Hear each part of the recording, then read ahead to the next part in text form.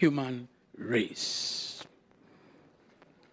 There is not a single one of us in this auditorium that will be here without the sacrifices of a woman. Not one here. When we celebrate women young, but to take cognizance of the important roles that they play in society and how these roles in all spheres of life. Let me begin by indicating that until quite recently, maybe a decade or two ago, we have lived in a typical Victorian society in which women have been relegated to the background with varying degrees of subordination to their male counterparts. A very worrying phenomenon indeed, which women have grappled with over the years. I recall in Plato's philosophy, when he stated that justice is giving me my due and treating me for what I am in the light of and training. I believe this statement resonates forcefully with us in this gathering today, and is as relevant as it was in the time of old as it is today. And until we get there, until we make this philosophy. But I believe that we are almost there. The time indeed has come.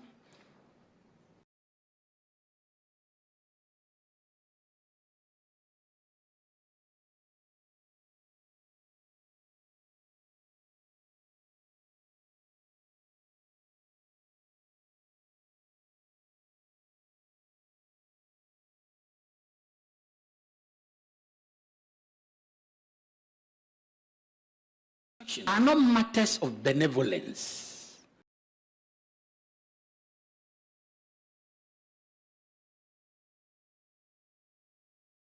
but of legal and moral obligation. The principle of equality and non-discrimination, as enshrined in Article 17 of the 1992 Constitution, demand that we deliberate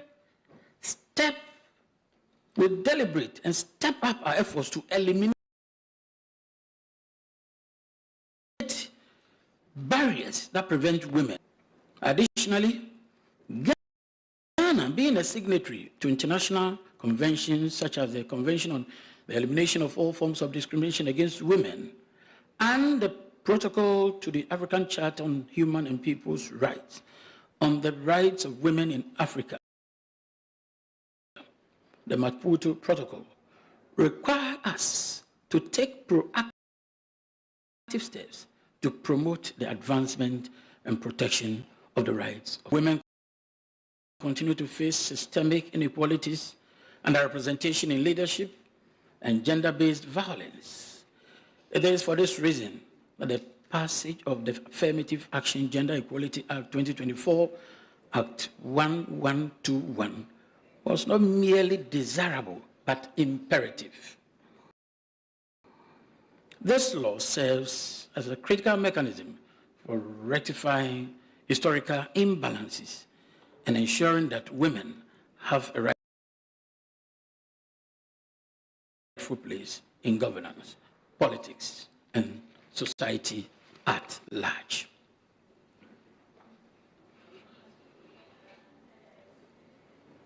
What women have always asked for, and this is how I have of their constructive partnership role in building a free, just, and equitable society for the collective good. This is my understanding of the clarion call on all of us since this struggle began.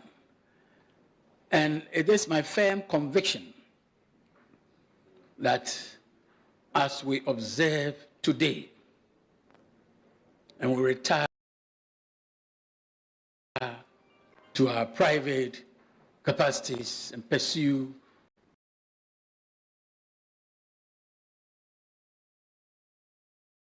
our jobs, we would continue our mindset so that we'll be able to reset our mind in this regard. I watched a video clip. I don't know whether it is it TikTok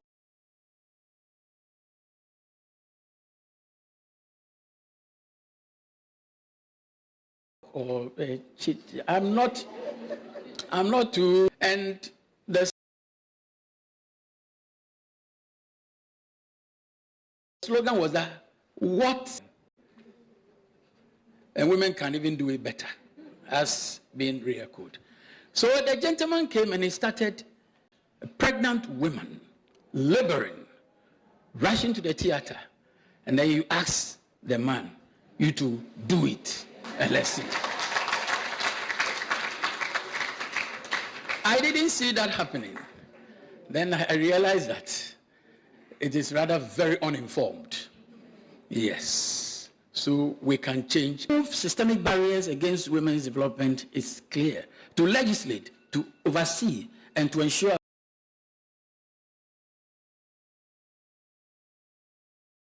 accountability, having passed of the provisions of the targets as set out in the Act, to ensure that the intended object as set out in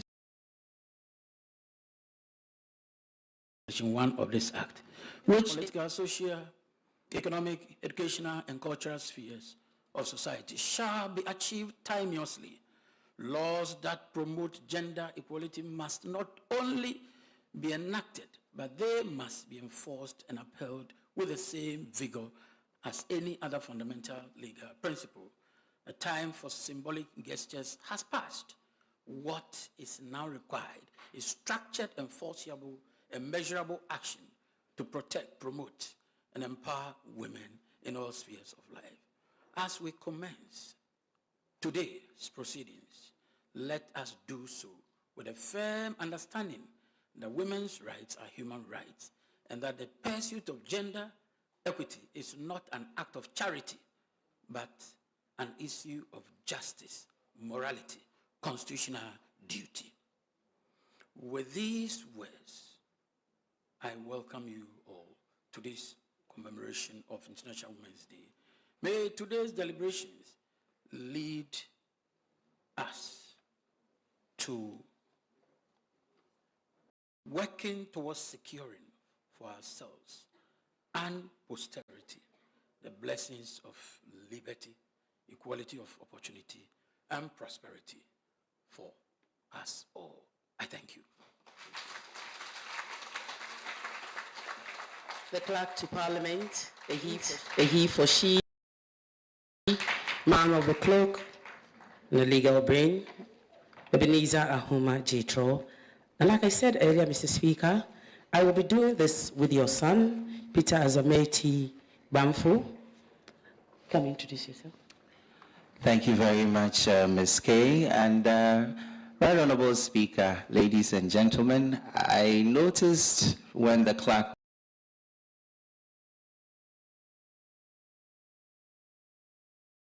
was speaking, this is not his time. It's always a woman. So it's now time for our solidarity messages. And I must introduce, I'm sure Mr. Speaker will talk about that when he takes the microphone, but this program is being put together by the Parliamentary Ladies Association, or the Ladies in Parliamentary Service.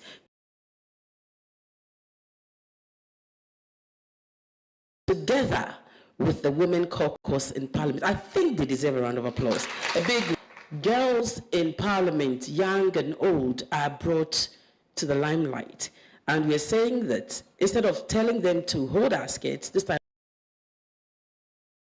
we are holding their hand and pulling them, making sure that the next generation of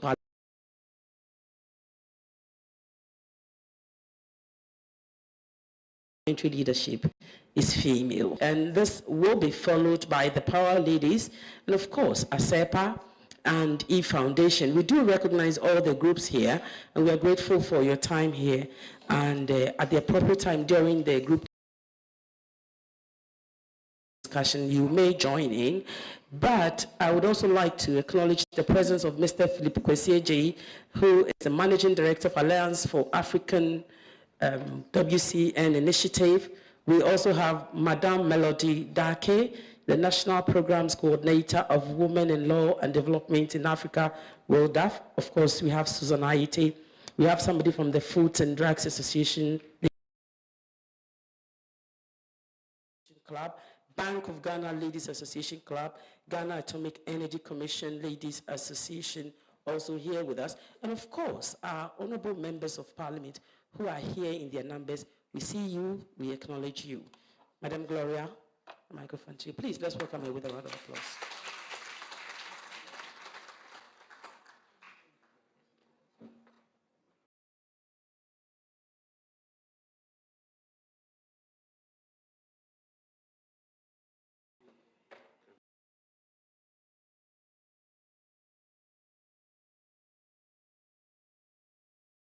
Thank you.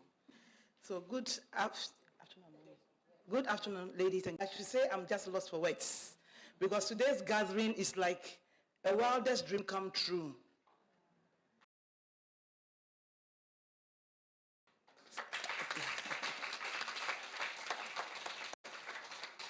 I say so because, yes, we have always left the burden on our mothers to carry alone, the Women's Caucus.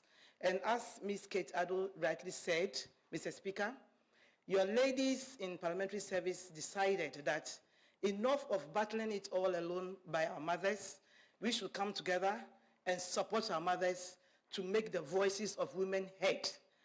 Today, March 10th, 2025, marks 30 years of the Beijing Declaration and Platform for Accelerated Action. And IP report says that even though last year, 2024, we witnessed 73 parliamentary elections, and over the years, we see that the gap has been narrowed in terms of women's representation. It stalled last year. With all the elections that were held, the progress made was just 0.03% in terms of women's representation, which means that there is still a lot of work to be done. And interestingly enough, Mr. Speaker, as Kate said, I know you always know you have the men, but this morning we want to assure you that you've got the women as well. You've got the women, because we took a decision just barely a week ago that, look, it's time we get up and celebrate International Women's Day. Nobody will celebrate us if we don't. Normally, our mothers would make a statement on the floor, and that is it. But we said it's high time we raise our own flag and say, yes, the women, we exist. And just in a week, we came and graciously, we have a very good father in the person of Mr. Speaker. He did not shake his head at all, ably supported by the clerks of parliament, and they said, you can go ahead and organize. And in 3 days, we got this program going. And so the ladies are up not to compete with the men, as we said, it's complementarity. We are just saying that we also need some space, and we need our voices to be heard, and we need to be at the table forcefully when decisions are taken, so that we can also shape the thoughts and policies. When we made our first few calls, Mr. Speaker, to our lady associations in other ministries and agencies, the response was overwhelming. They were saying, where have you been all this time? We have wanted to have contact with our female legislators. We don't even know how they operate in parliament. We don't know what they go through to get their seats. Some of them were saying we have issues with policies that are being raised, and we didn't know how we could get through to them to support them or to even give them feedback from the grassroots. And so this is long overdue. And Mr. Speaker, You were trying to give birth to only one baby girl in the sense of forming a ladies' association. But I'm here to tell you that you are not even getting twins. You are having multiple births.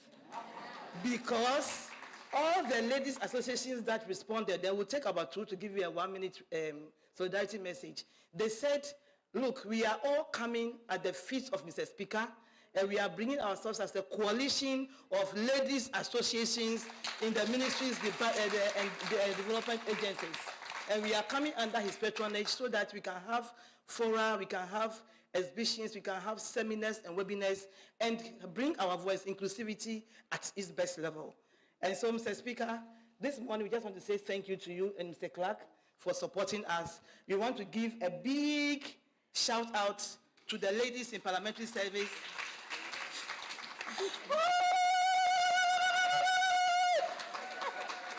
And then one final big shout out to Mr. Clark and Mr. Speaker. Thank you very much.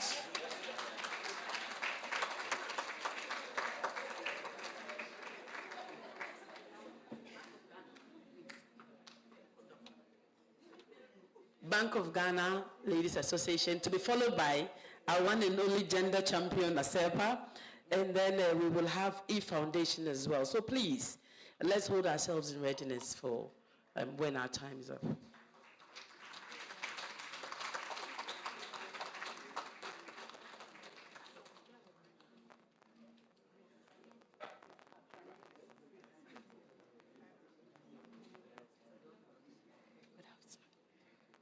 Good afternoon. Yes, we are one of those ladies' association that has always wanted contact with Parliament. Honorable Speaker, minority and majority leaders, esteemed members of Parliament, especially our female parliamentarians, the Clerk of Parliament, the Deputy Clerks, and the Assistant Deputy Clerks, distinguished guests, it's a great privilege to be here. Today I bring you greetings from my governor, Dr. Johnson Isiama. He is a he for she. Yes. And yes, he definitely is a he for she. And in Bank of Ghana, for our Ladies Association, we have a slogan. We say Bank of Ghana Ladies Association. So we say ladies, and then we say pillars of strength. That will show you our importance in the bank. So we say ladies, pillars of strength. And we are not leaving the men out. We say men, and they are iron rods.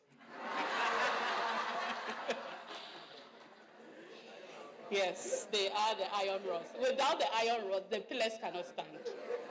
Yes. So it's not a competition. Yes. So on behalf of the Bank of Ghana Ladies Association, it is indeed an honor to be recognized as stakeholders in today's celebrations.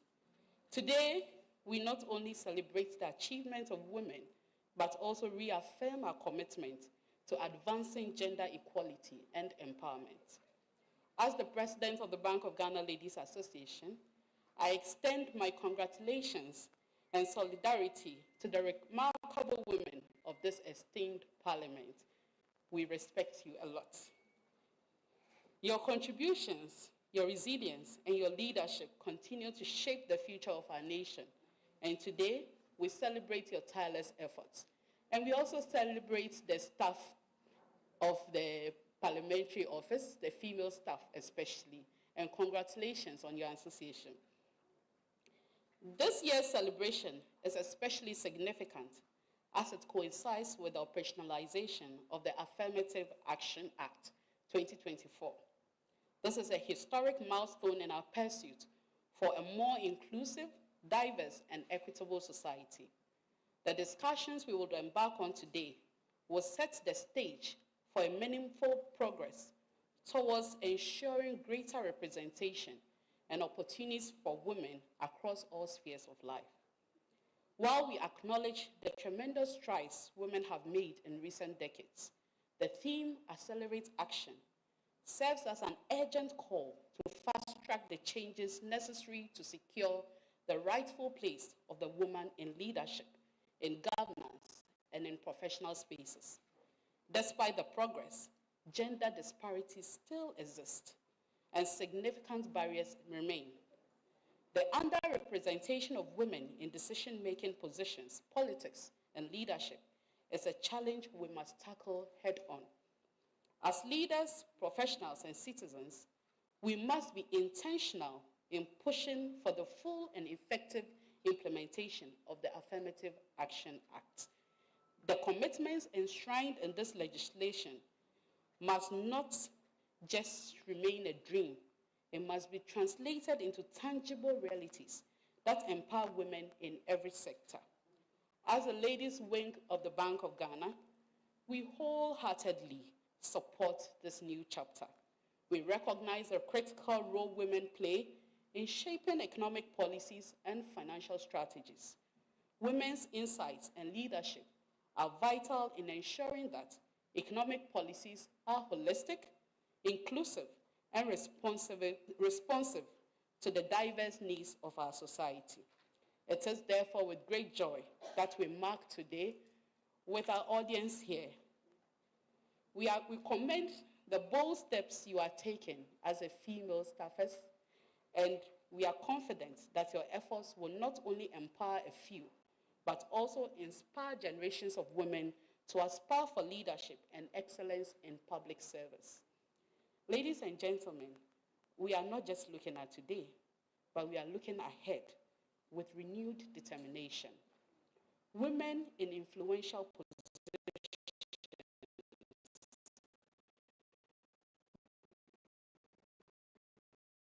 we should uplift each other.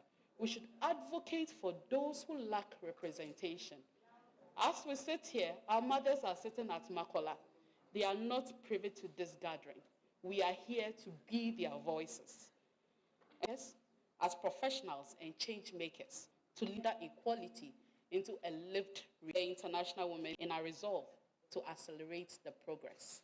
We have progressed. The pace that we are going to get there in 21,150, which is quite, I don't know whether I'll be alive by then. So we need to accelerate the progress. Yes, we need to champion gender equality, and we need to create a brighter future for our women and for our daughters. I have no doubt that each and every one of you here shares in this commitment. May God continue to uplift us, and may we uplift one another and work to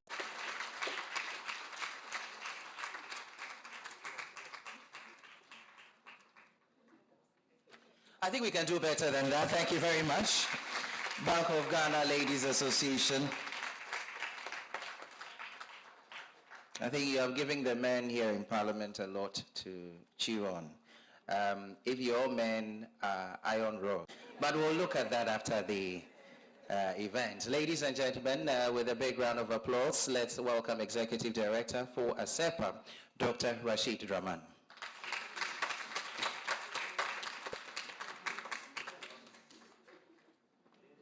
.30 seconds. Okay. Right, Honorable Speaker and leaders and honorable members present. I have a speech, but I'm not going to read it in the interest of time. I just want to say two things. First, to congratulate the Parliamentary Female Staff Association for putting this together. I think this is the first time in our history that we have this. So they deserve a round of applause. And I want to also say that at ASEPA, we've been running a program since 2022 to empower our parliament as well as other parliaments when it comes to gender issues. And one of the flagships of the program is building champions. And I think when Kate says that we have to salute the women for putting this together within a short period of time, I would also want to take some credit, because all of them are the champions that we've been training at ASEPA.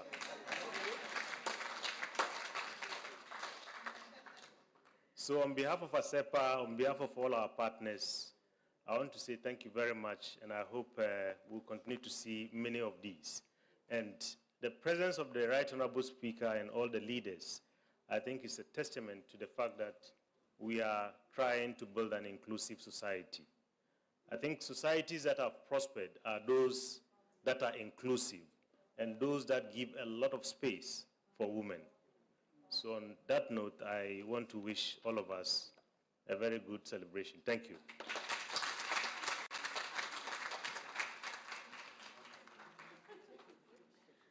Thank you very much, Dr. Rashid. Next to speak, we have the Power Ladies. Apparently they are not ladies, they are queens. Power Queens, please, let's show some love for Power Queens. When you see their uniform, their material, you would understand why they are Power Queens. Please, give them a bigger round of applause as they come, before they quench our light.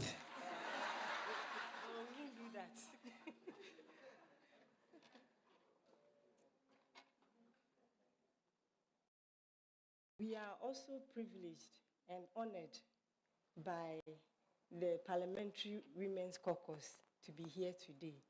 We really appreciate, it was a very short notice, but we managed to come. And we always want to support whatever women are doing. That is the aim of Power Queens Club. We are all for our ladies. The theme for this year, International Women's Day, Accelerating Action, could not have come at a good time. We really need to let our girls, our lady child know that we are there for them. Things are happening to our ladies, and we are happy that parliamentary ladies are taking this act up to another level. And we will also be willing to contribute whatever we can to make this act not just an act that will go and lie down in the shelves, but it should be a living act that we will form every year, or they will form some kind of committee, if it permits me to say, an ad hoc committee, so that we can always revisit and check on our girl childs. It is a bit of a pity that we who are here, we are already enlightened. Like my former, the lady who came here, the Bank of Ghana woman said, it is these Mokola women, these street girls, they should be here right now, knowing that they are empowered. So as we are here, we are coming to send this to another level. And my advice is, your house helps in the house, teach them, help them, so that they too can come abreast. Love them. They are all women. And without them, we could not have reached our levels. Wherever we are now is because of those ladies, those girls that have been giving us that helping hand that we need to keep our homes intact. So on this day of our celebration, all we Power Queens we want to say is that whatever it takes to get we the women what we want, we are all for it. Thank you very much. Our slogan too is unity and love. So when I say unity, please say love. Unity. Love. Unity. Love. Thank you.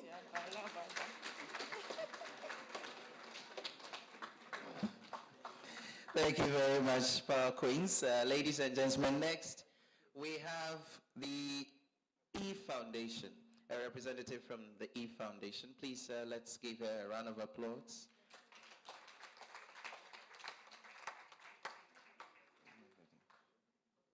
Right, we will be... Okay, please, let's give her a better round of applause. Good. The Eve Foundation. You remember the story of Eve in the Bible. Please give her a bigger round of applause. Thank you.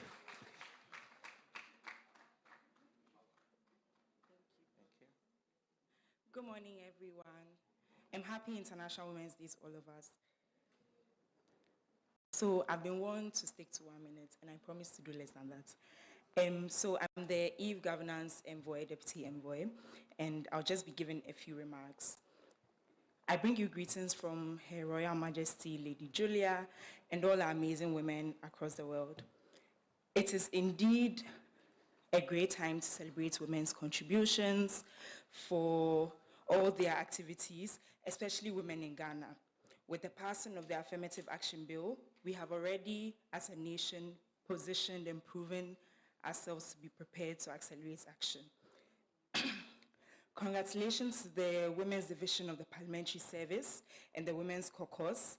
We are very happy that EVE International has a partnership with Parliament of Ghana, and we as EVE are prepared to collaborate with all the women's associations present to ensure that the theme for the year becomes a reality. Thank you.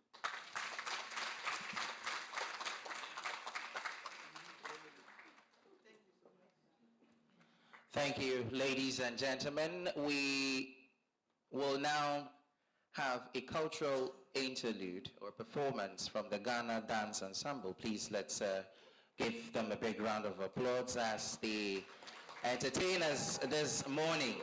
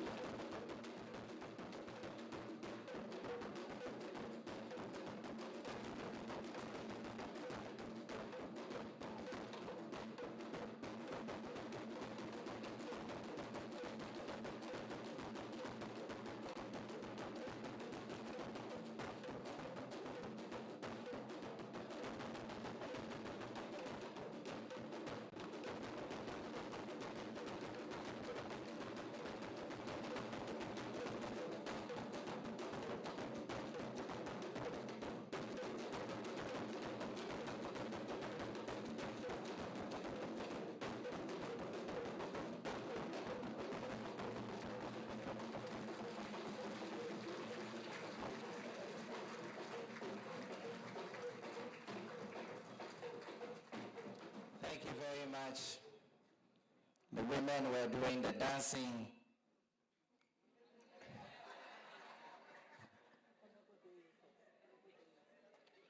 I won't add the rest.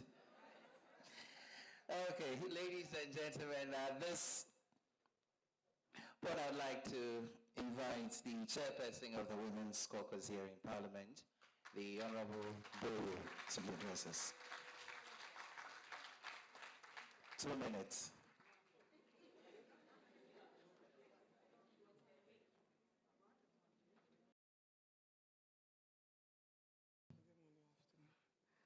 Good morning, everyone. Right Honorable Speaker, Majority and Minority Leader, Clerk to Parliament, Heads of Departments, all protocol observed. I'm happy to be here today, and I would like to take the opportunity to thank the organizers of this program. Mr. Speaker, first of all, I would like to thank you for all that you have been doing for women, because affirmative action bill has been in the chamber for more than 20 years. But when you became the speaker, you told us that there is no way that you won't pass this bill before the end of 8th Parliament. And you have done exactly that. We are grateful. And anytime we run to you as women, you have never said no to us.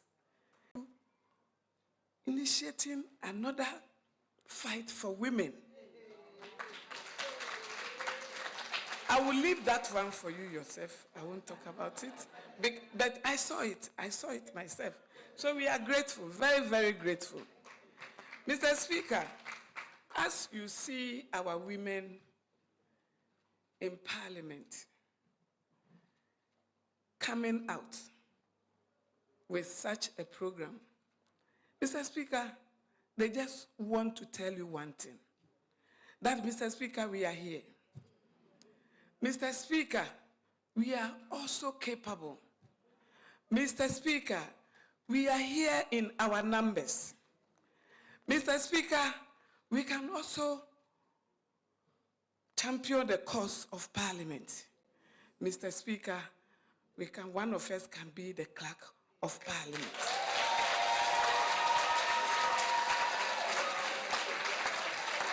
Mr. Speaker, if you sat and you are doing the promotion, don't forget your women too are here. Mr. Speaker, we know you believe in women, but the Bible says, raise your hands for me to help you. So we are raising our hands today as women, ladies in Parliament.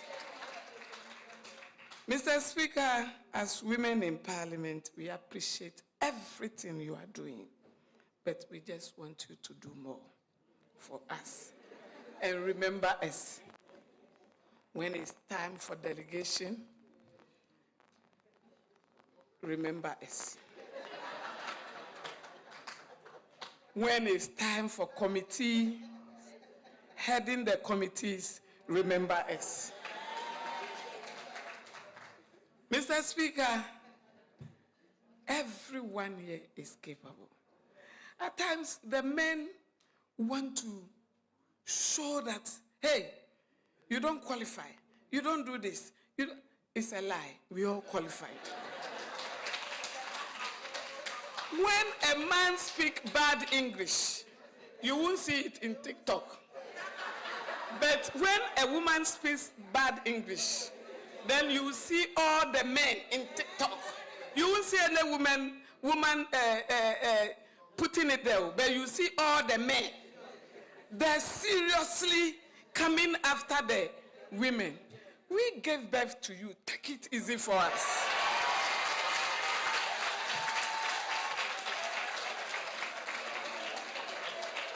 We will not leave you behind.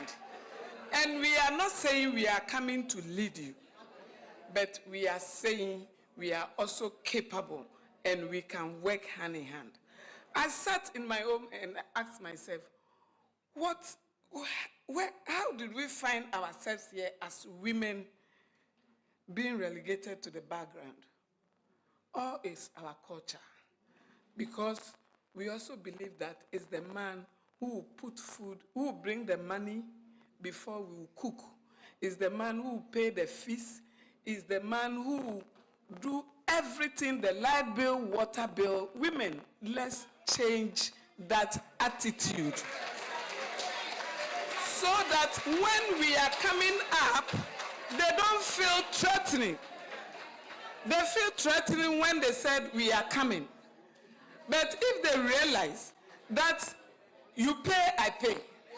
You take me to the restaurant, and then you bring out your credit card. I also bring out my credit card. If we can start doing this together, and we ask for equality, that's where the men will get relaxed. If we start doing this, and we ask them that, don't leave the girl child behind. She must also go to school. He will listen, because he's not paying the fees alone. So he will listen. So let's change the way we do our things, so that when we are coming up, the men will realize that they pay, you pay, I pay. You bring, I bring. So that all of us move on as a nation. It's a pity that we have 276 MPs and we have only 40 women in the House. All is because they believe that the men are the people who will bring it not the women. Ghanaians will also bring it. So add us to your whatever you are doing, promotion, whatever you are doing. I'm so excited when I saw the finance minister in the market. My friend, go and sit down. When I saw Honorable Atufosi in the market, asking the women in the market their views so that he can capture their views. I'm so happy. I say, God bless Atufosi. This is the first time I can see a minister going down to the level of the grassroots. These women are there. When we talk about equity, equality, is it the corporate institutions alone? No. It should be in the market. It should be in the schools. In the market, what do they need? Just a good structure for them to sell in. That's all these women in the market are asking for. They spend more hours in the market than the house because by 4 a.m. they are in the market and they will leave there around 6. So if you look at the hours that they spend there, and if you look at the way the place is not organized, where to even ease themselves is a problem. There is no police stations in the markets, so when thieves are harassing them, by the time they run to the community to look for police to come in, then it's too late. So when we talk about equality, because when you get to the ministries, we have police station there. So put it in the market for us too. There's a small container so that they feel safe. When we talk about street light, we are looking at the streets. What about the markets? Put it there so that in the evening they feel secure. When you go to the schools, I was doing some rounds in a school. One of the girls ran to me and said, Honorable, please, we need a washroom so that when we have our period, we can easily go in and change. The equality, equity must reach everywhere. I have a speech here. I decided to put it aside so that I can talk.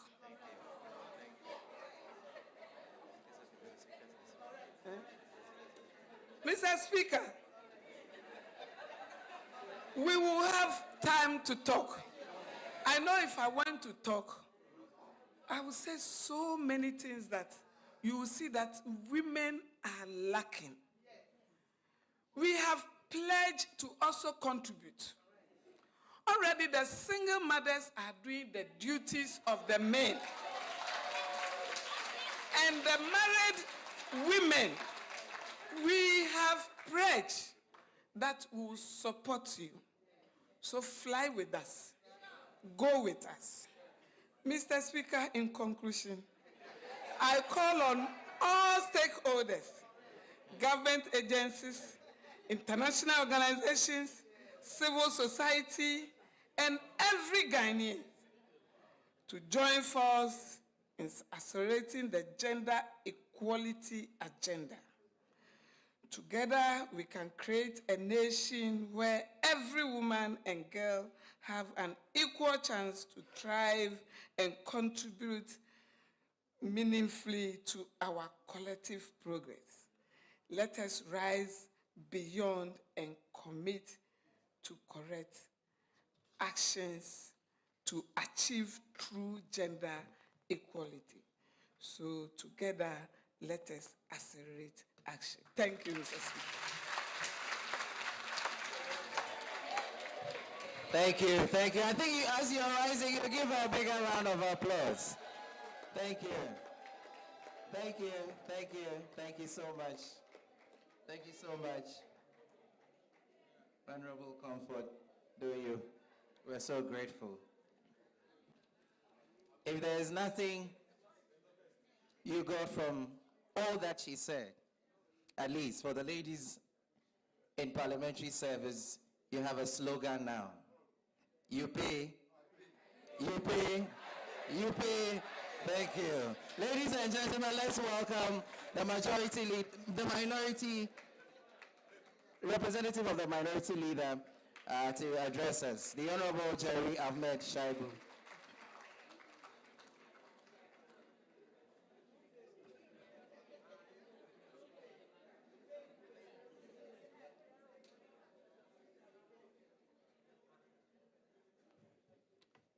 The Right Honorable Speaker, the Honorable Majority Leader, Honorable Deputy Minority Leader, colleagues in leadership, members of Parliament, the Clerk to Parliament, Deputy Clerks, Assistant Deputy Clerks, Coordinating Directors, members of staff, Bernard Avle, Lawyer Sheila Menka-Permo, my senior at the bar, Dr. Rashid Rahman, distinguished invited guests, the media, ladies and gentlemen. Mr. Speaker, I was just thinking through when Honorable Comfort Doyo was making a statement, and I thought about this. My mother told me, my mother, who is also my father, told me that I stopped breastfeeding at 4 years.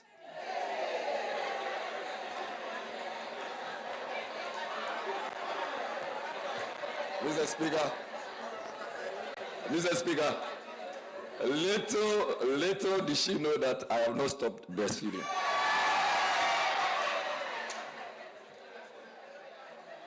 Honorable Mama Yariga, have you stopped breastfeeding? It tells you the quality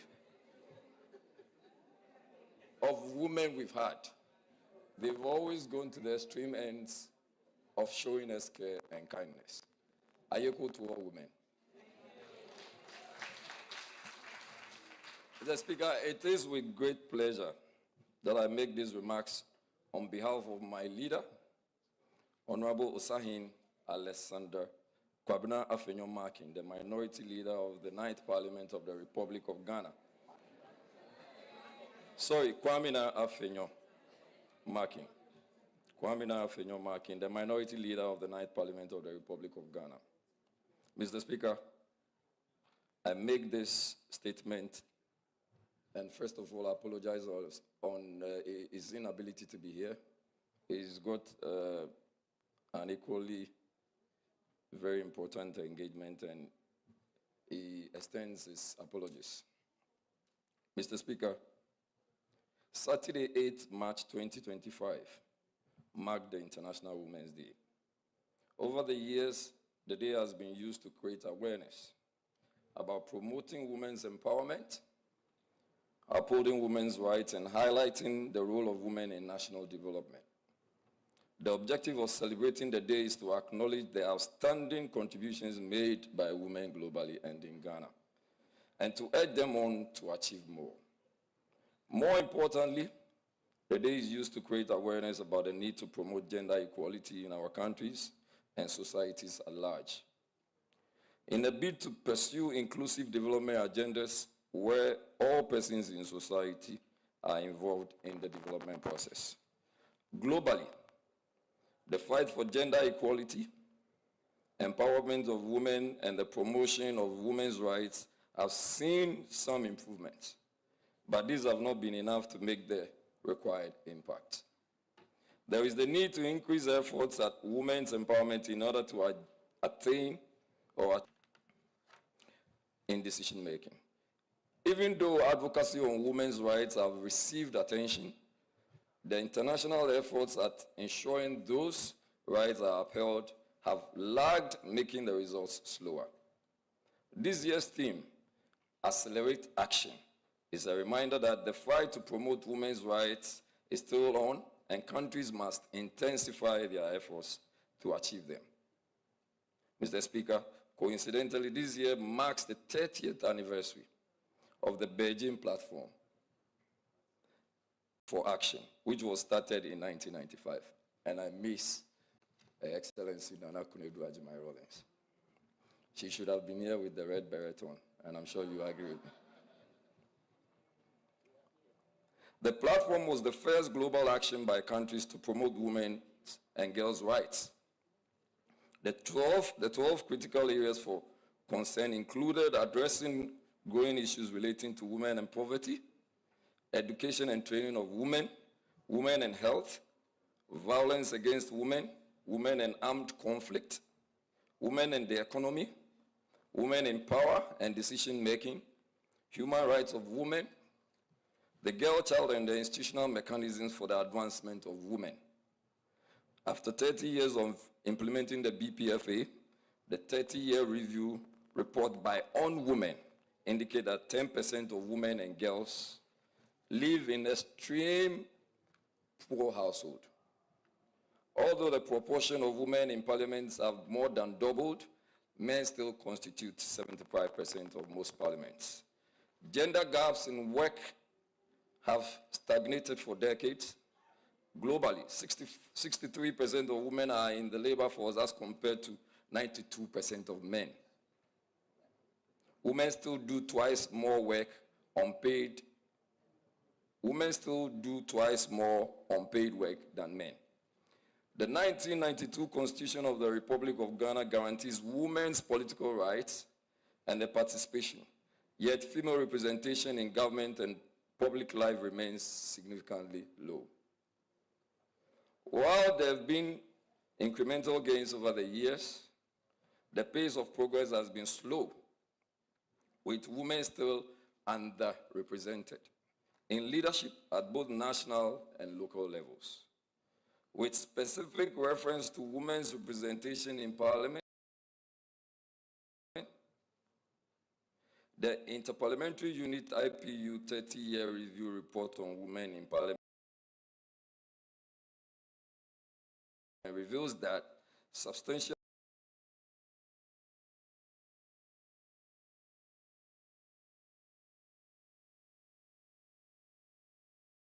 gains have been made with the representation of women climbing from 11.3% in 1995 to 27.2% in 2025. Even with current women's representation at 27.2%, it is quite low in comparison to their population. It also falls short of the minimal UN recommended proportion of 30%. Mr. Speaker, in 1995, no parliament had attained gender parity, but in 2025, 6 parliaments had parity or a greater share of women in their single or lower chambers. Rwanda leads the world with 63.8% women's representation. More women are needed in senior leadership. Their opinions must appear in decision-making. Women bring different experiences and perspectives to political decision-making that are likely to exert a positive impact on both the culture and parliamentary politics and the quality of policy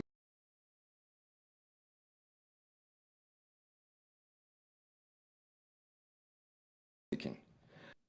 In Ghana, our motherland, the story is not too different from the global trend.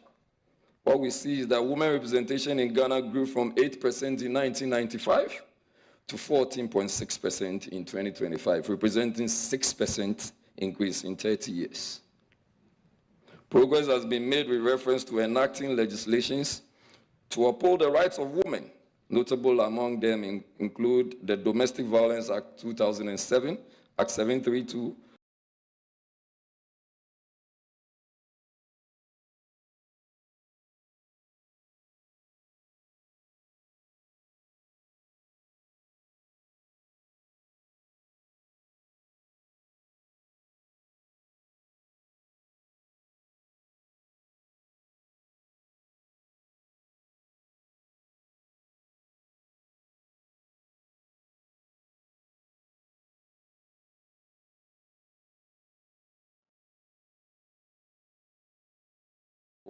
the Labor Act 2003, Act 651, Section 68 of the Labor Act also upholds the right to equal pay for equal work, whilst Section 55 to 57 protects maternity, and make provisions for men and women. Protection in the workforce. The Labor Act 2003, Act 651, also addresses sexual harassment. Mr. Speaker, Section 69A of the Criminal Code, 1960, Act 29, abolished female genital mutilation, FGM, but we still see. Classifying it as a second-degree felony with a minimum penalty of 3 years imprisonment. With the Criminal Code as amended, Act 998, Act 554, which amended the Criminal Code 1960, Act 29, made the definition of defilement statutory rape, gender neutral, and the sentence for defilement has been reviewed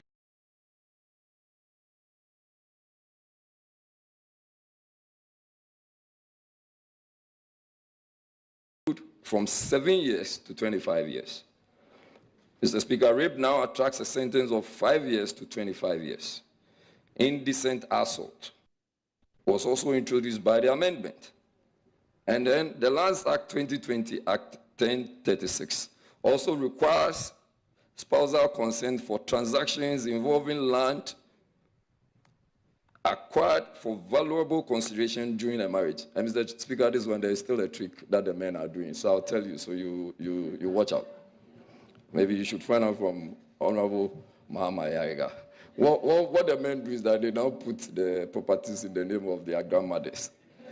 So check. When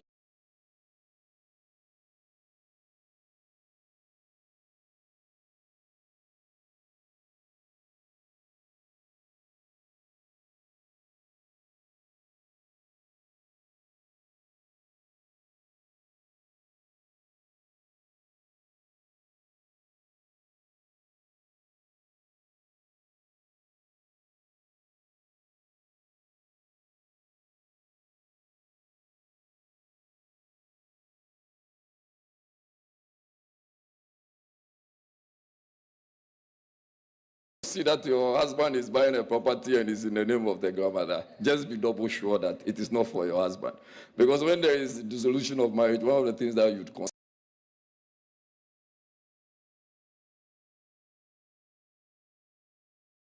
is what have you brought to the marriage. And so when there is the currency of the marriage or there is a pendency of the marriage, and you're also able to contribute something, that should also be considered. And that is what we should check, so that when the men are hiding, you can grab them. In spite of progress made, the pursuit to attain gender equality has been slow. In terms of gender wage gap, women in Ghana earn 32.4%, less than the men. Gender Gap Report 2024 indicates that Ghana placed 88 out of 146 countries. It is for this reason that we need to heed International Women's Day, is to accelerate action for affirmative action. Affirmative action is a tool to attain gender equality. Gender equality in decision-making is a human right for all women, and as they are given a voice to participate in decision-making. The enactment of the Affirmative Action Act has come at an opportune time. It is a step of progress.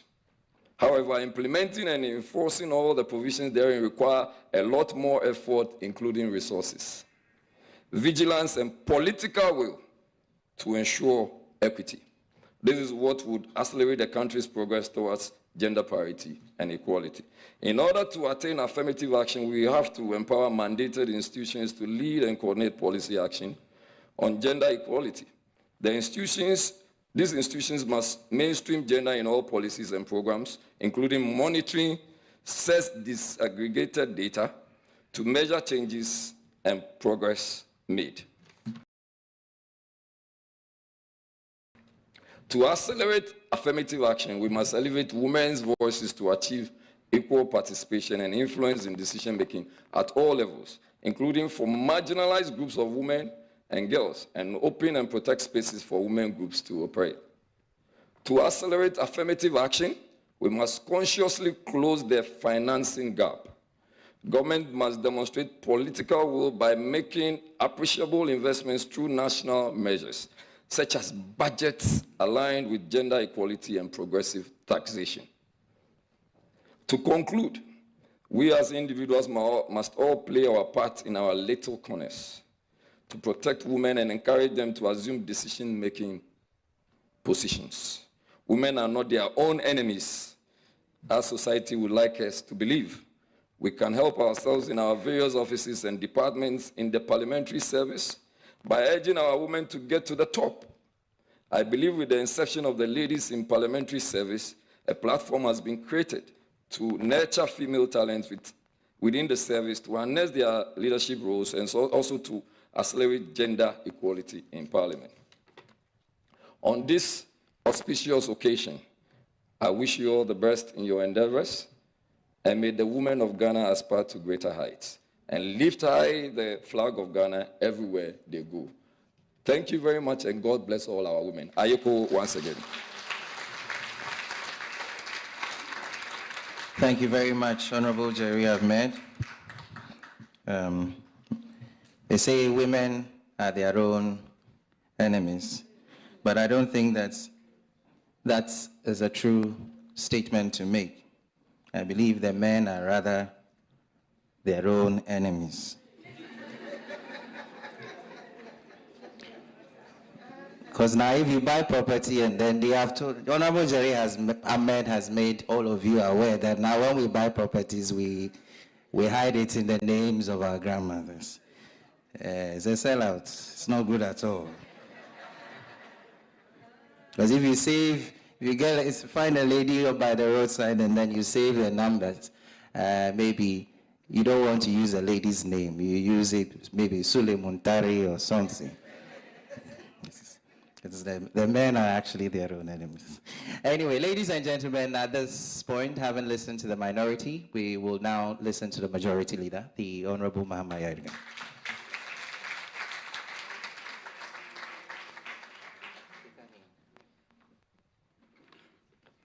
Thank you very much.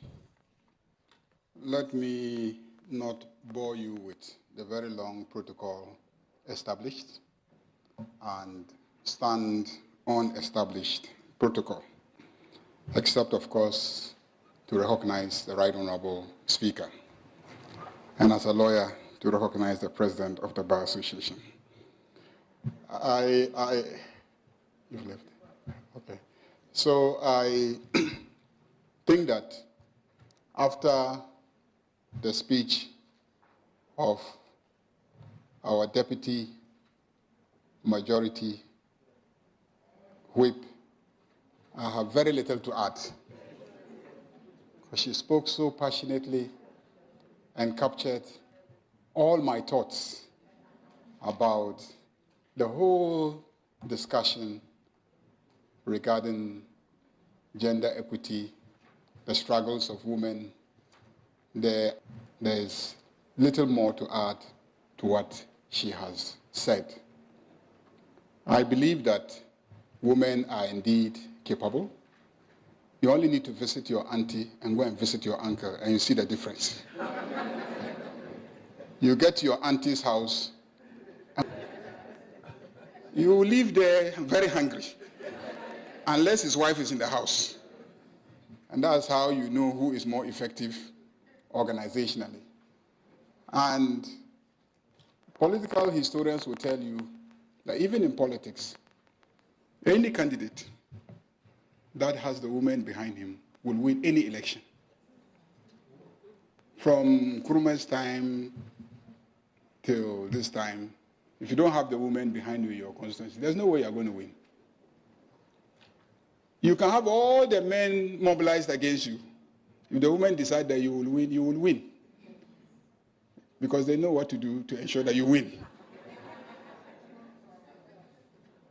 And so there's no doubt about the capacity of women. When given equal opportunities, women have frequently done far better than men. I recall my own days in law school. Consistently for several years, women turn out to be the best law students at the law school, clearly. So I've always known that when it comes to competence, you place a man and a woman, most likely a woman will beat the man. Of course, there are departments where physical exertion is paramount, and in those areas, like in sports and other fields, you have men always outperforming women. But then, as a country, we definitely have made significant progress. Let us always count our blessings. If you look at basic education, a lot has been achieved in terms of giving access to a lot of opportunities have been given, and a lot of progress. We have achieved progress there as well. And increasingly at the tertiary level as well, there is some significant progress being made. Nevertheless, we still need to keep fighting to give equal opportunities, and not just equal opportunities, but in all those spaces to create an enabling environment for the female participants. You can open the school and say, all of you go, but if you don't construct the school in such a way that it is gender sensitive and addresses the special needs of then there's going to be a problem. It's not really equal opportunities that you are given, because it looks equal, but it is not equal. And I think that Deputy Whip has indicated that women will step up their game. When men pay, they will pay. That turns into oppression. And that is where we need to address the fears and concerns of men. And I think that the movement should focus on how do we address this fear. And this fear can be addressed by we legislators making sure that the spaces are safe, so that parents don't feel if we leave our daughters to go there, they won't come back the way we send them. And that's why street lighting, safe schools, safe streets, safe markets, safe hospitals, hospitals that are conducive to the special needs of women should be the agenda and the priority of the women legislators as they participate in approving policies and legislation and etc. Why will we never be able to solve the problem of KIA? Why? Why do you think KIA will never? We can never solve it by the way that we are doing it. I see first ladies, they organize KIA. I see second ladies, they organize KIA. Every day they organize. I tell them about this one. Tomorrow the KIA ladies will be there. It's because you have constructed the market in such a way that when our women go there, they cannot carry the goods from the market to where their car park is. So they need somebody to assist them. Why is KIA not at the Accra Mall? Is there KIA at Accra Mall? Is it not also a market? So I think that the issue is constructing the space in such a way that it is convenient for women and for girls, and then they can equally and fairly participate. Let me conclude by assuring you that we men will be your supporters. We are here in Parliament. We've seen some of the most outstanding women, and I want to end by recognizing the great achievements of some of those women. I see my big sister, Honorable Hajia Ladi Ayamba, who in all elections will defy every prediction and beat all the men who challenge her in the election.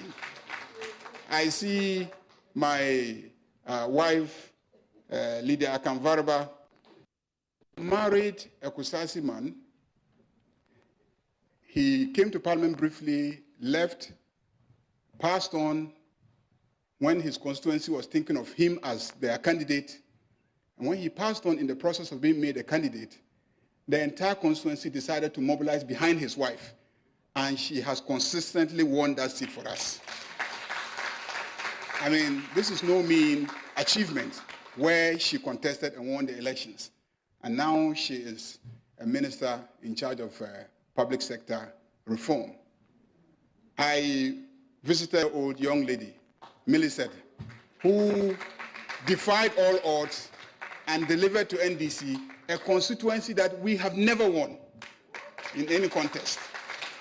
So we work with women who fight all leadership skills, have shattered the glass ceiling, and they should be sources of inspiration for many of our young girls.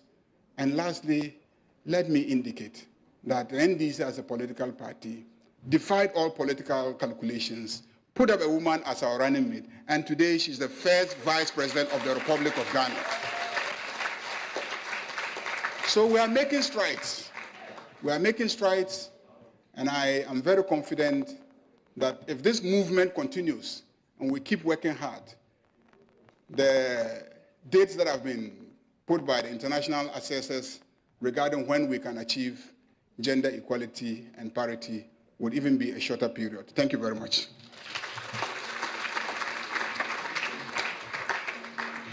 Thank you very much, Majority Leader.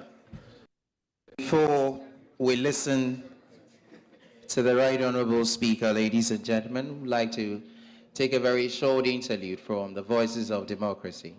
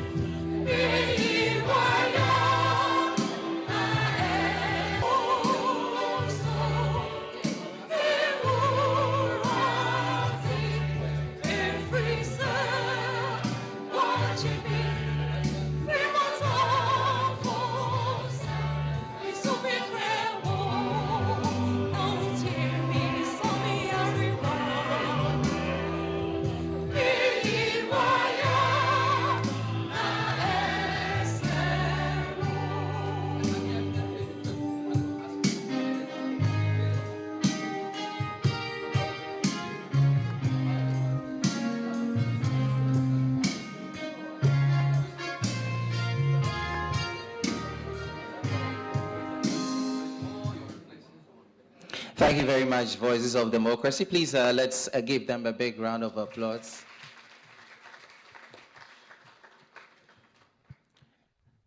At this point, ladies and gentlemen, we have heard that went on.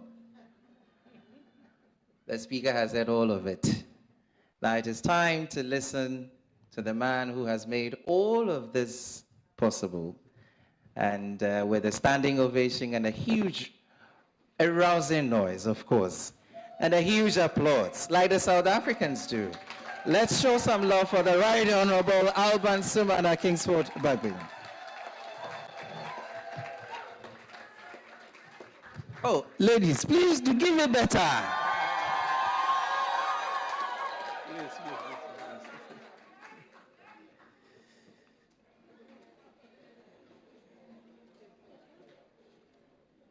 Good afternoon to you all. I respectfully acknowledge the presence of all of you, and I want to assure you that, Mother, and I will always honor her. And this reflects in whatever I do in life. And so what you just heard is a true picture of some of the things I did.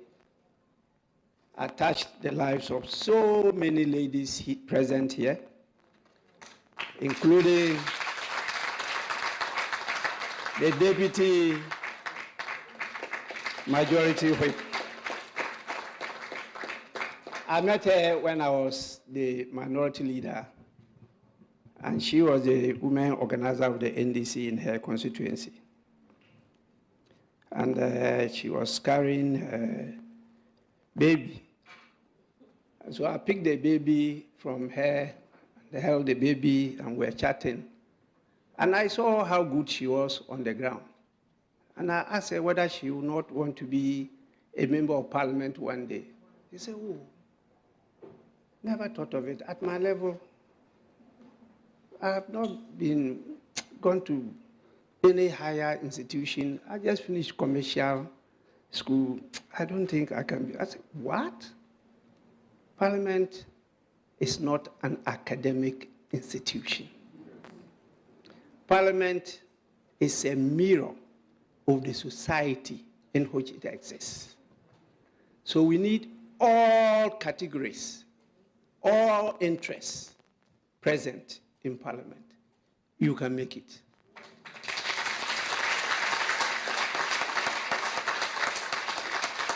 That inspired her, and she took it on. And since she won that seat, no man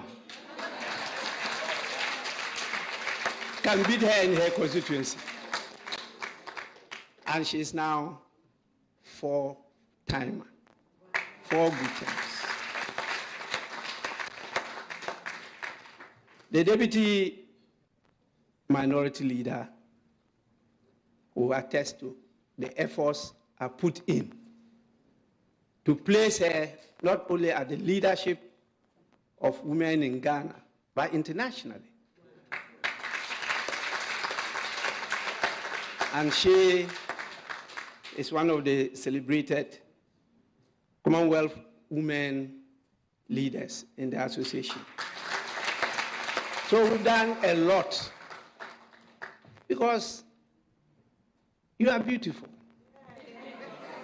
you are good, you are capable, and we're sure those of you who read history would have known that when we actually created the right environment for our women, Ghana was going places. I'm so happy that today we are up again, prepared to fight for ourselves. I was caught up in another virtual event, and that one is dealing with another aspect of affirmative action, the youth. And that is why you had to wait for me. It was getting too late, and I didn't even deliver my remarks and had to rush here. But it was another very lively discussion. And this is all an initiative from this Parliament. And we had our civil society partners actively participating in that event too, with students from various institutions given the opportunity to articulate their views as to how we can build a healthy society to develop Mother Ghana. I would have just adopted all the beautiful speeches eloquently delivered here this morning, and even before. I listened to the Vice President deliver one, and some of our women MPs were members of the panel, and also one Dr. Sylvia Annie, a medical doctor, making Ghana proud, one of our inventors. She's in the UK, but I'm sure she's in Ghana now. She also delivered a very powerful message on this occasion. But for the records, I'm compelled to read a message to you, and I'll proceed to do just that. Today, we gather to celebrate International Women's Day, a day dedicated globally to recognizing the invaluable contributions of women in every aspect of our society. This year's theme, Accelerate Action, resonates deeply with to create a fair and inclusive society where every Ghanaian, regardless of gender, has equal opportunities to thrive. Many of you don't know that the late J.B. Dankwa achieved what you've been reading because of the wife, Mabel Dove. She was the first lady to be elected to the parliament in Ghana.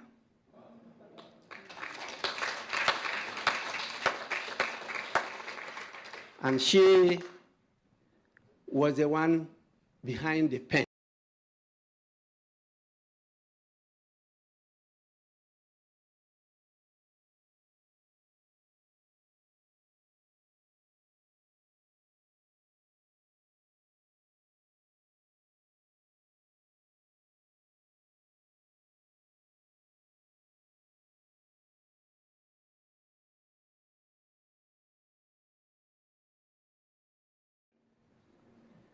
When she left JB and joined CPP and stood the election at now Odododio constituency, JB Dankwa collapsed.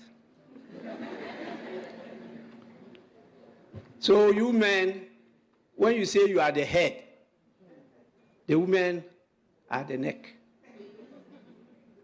And so if they don't turn you,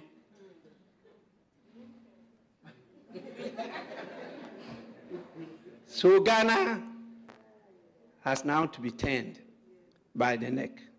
And I'm so grateful you are all here in your numbers. The concept of gender at its core is a social and cultural construct that defines the roles, behaviors, and opportunities associated with being male or female.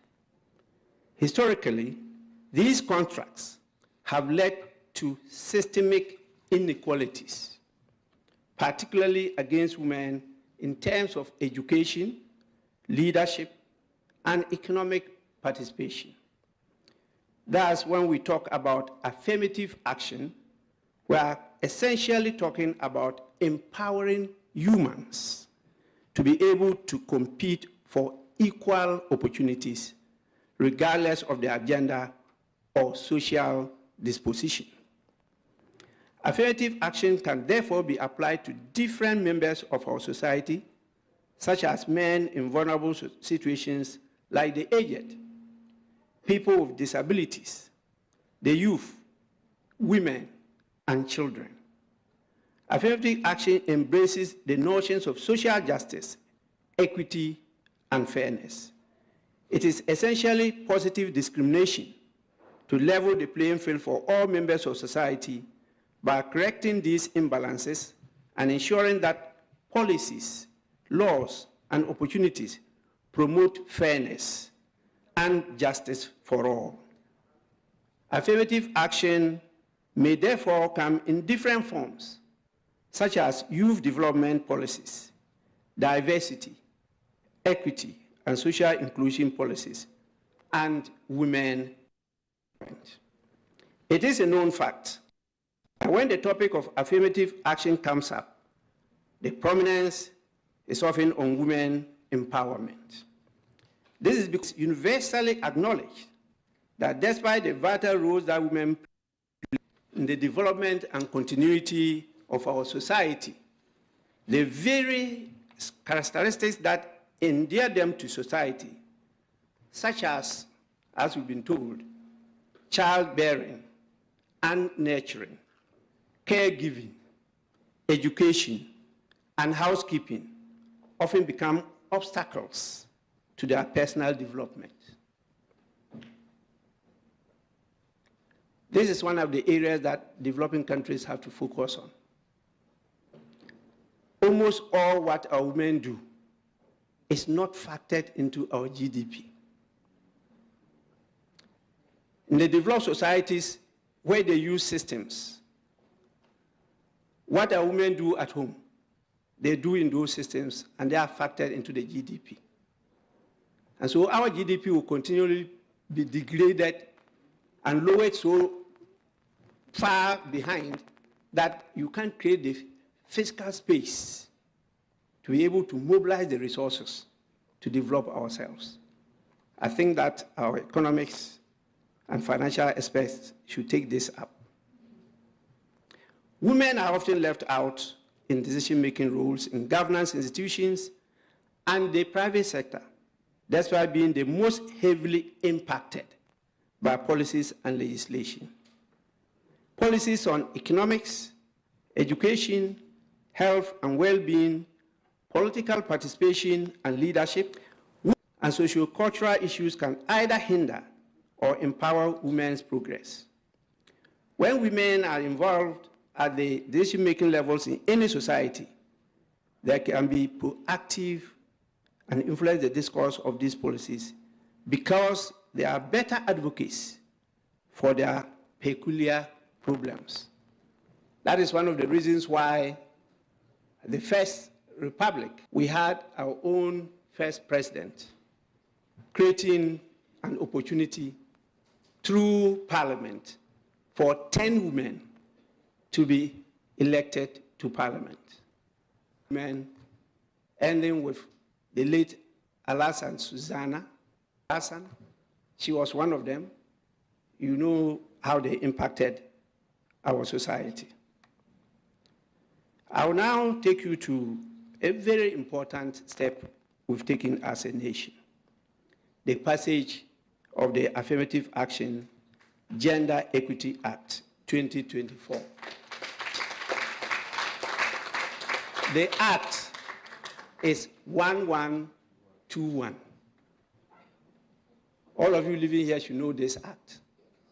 1121. Very easy. 1121. Of which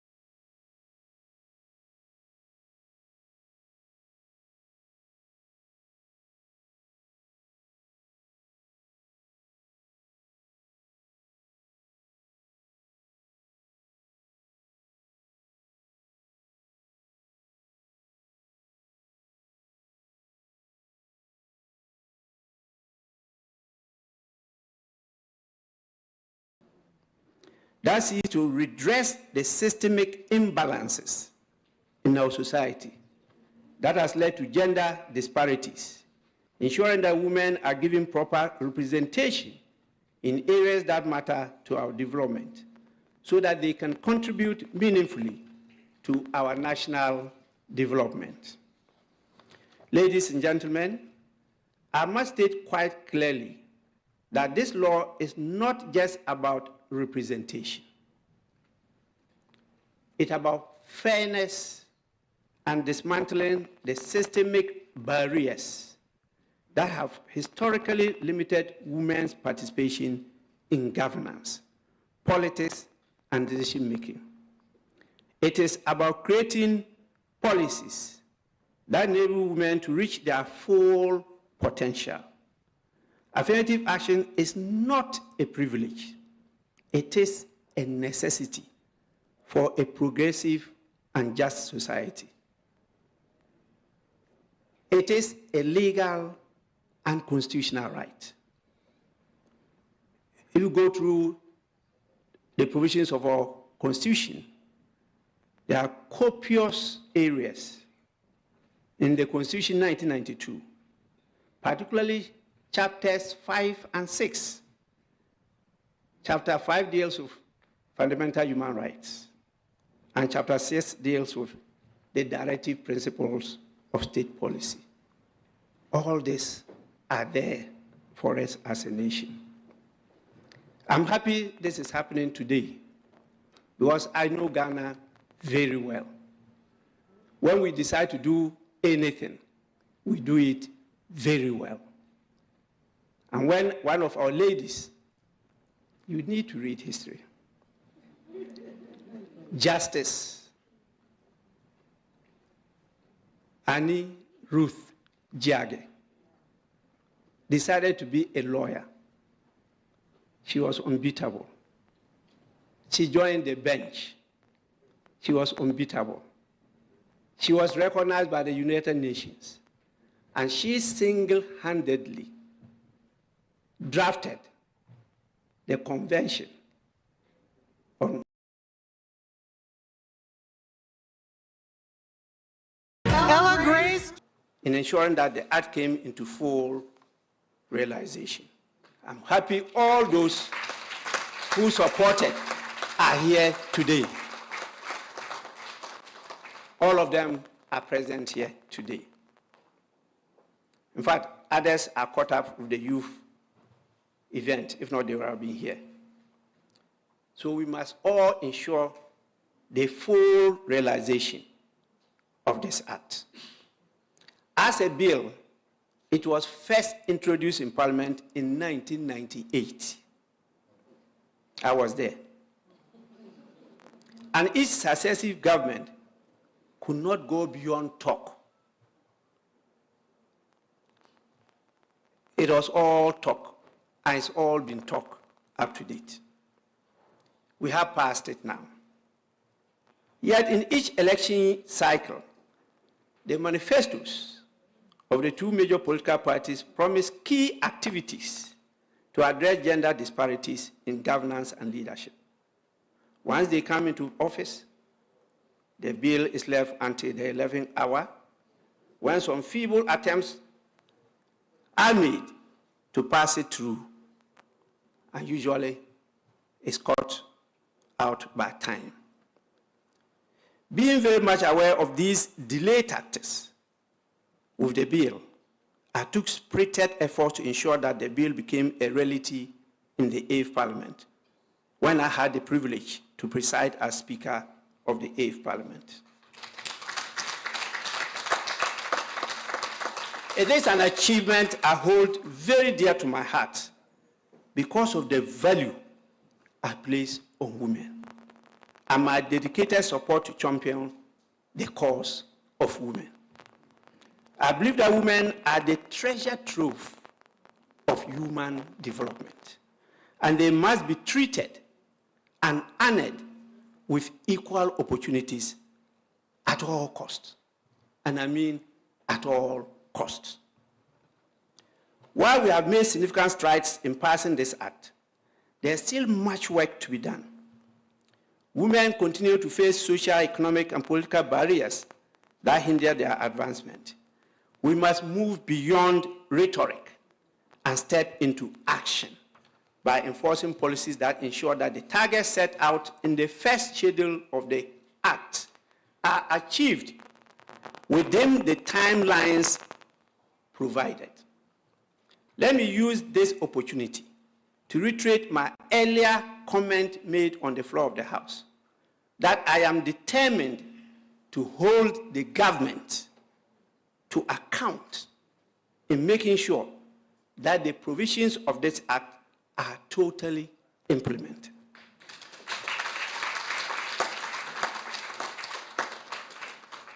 And so I'm using this platform to call the attention of the government and all stakeholders to pay close attention to the provisions of the Act, particularly Section 14(2), which provides that, and I quote, "The President shall ensure the progressive achievement of the gender equity targets set out in the first schedule in making appointments to the following: A, ministerial positions; B, the Council of State; C, the independent constitutional bodies; D, governing bodies of state institutions; E, the public service; F, district assemblies; and G, any other office to which the President. 3 says, appointments under subsection 2 shall be in accordance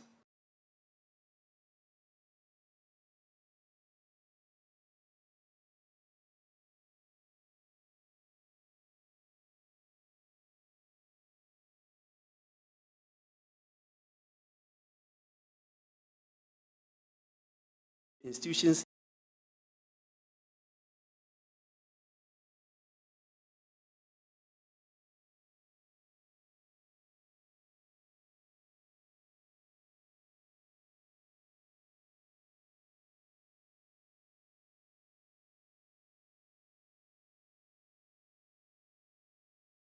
(26). From 2027 going, we have upped the baseline.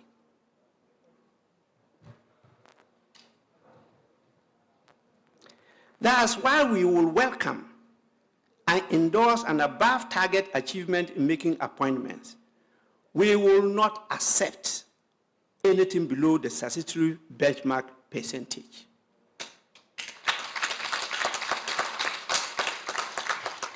We have tarried long in passing this law. Let us not apply the same wishy-washy attitude towards its implementation.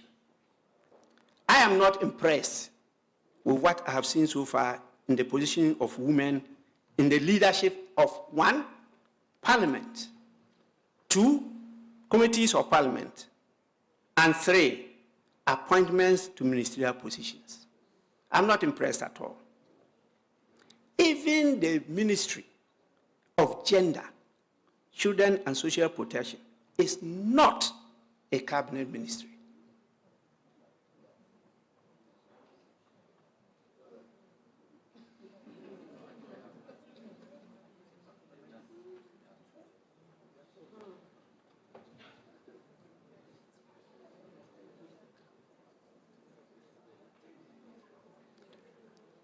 I read the list of ministries to you.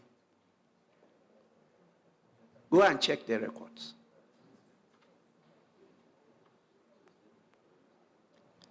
We will not tolerate it. And so I call on leadership, and I will lead you. We have to reconsider the composition of leadership in the House. We pass the law. We must show the way. Out of the 43 committees in Parliament, only 4 are chaired by women. Check the records. Out of the 19 ministers of state in the cabinet, only 2 are women. So why did we spend all the time and resources and energy and everything to pass the law?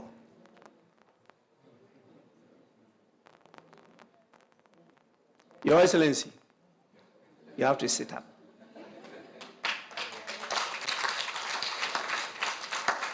I'm prepared to partner and go with you and ensure that the right thing is done.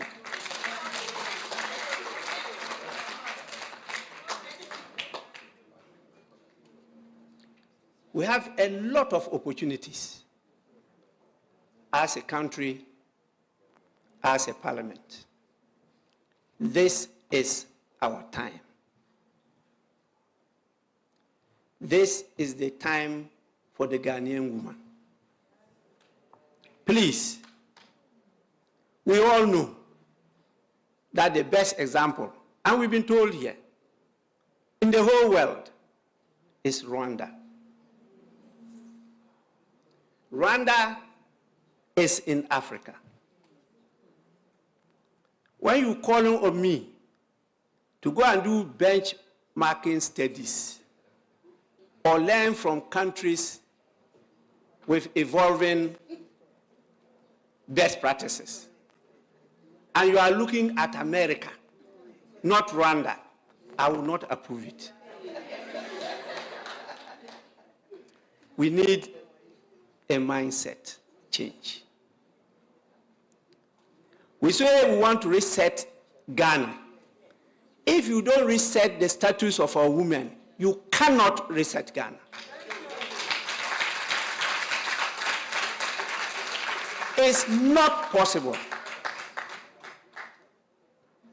America is surviving because of how they are sucking the blood of every country. We are far ahead of them in Ghana when it comes to issues of gender. Because here we have equal work for equal pay. It doesn't exist in America. There are many areas I don't want to talk, but they know it. And so when you tell me you want to go and study how to implement our provisions here, and you submit a memo, you want to do it in US or UK, and you want me to approve it, our people will say, Lala. It won't happen. If you say Rwanda, definitely. And I've been there many times. It's not only the parliament. It's in the whole society, in public sector, everywhere you go. And research has shown that when the women are in leadership, they deliver.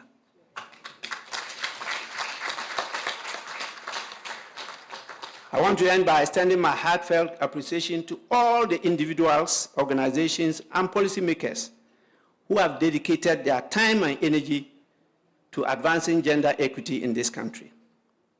The work does not end here. We must continue to hold ourselves accountable, push for effective implementation of the Affirmative Action Gender Equity Act 2024. There's good reason why we remove the equality and replace it with equity. Let's advocate for even greater reforms. On this International Women's Day, let us recommit ourselves to accelerating action for affirmative action. Let us build a Ghana where gender equity is not just an aspiration, but a reality. Women, we love you, we are with you, and we will succeed. Thank you so much.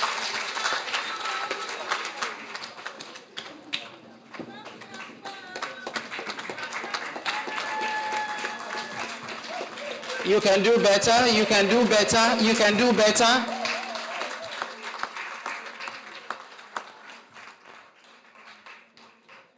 Thank you very much. Please be seated. And Peter, may I add that the clerk to Parliament of the Rwandan Parliament, when we visited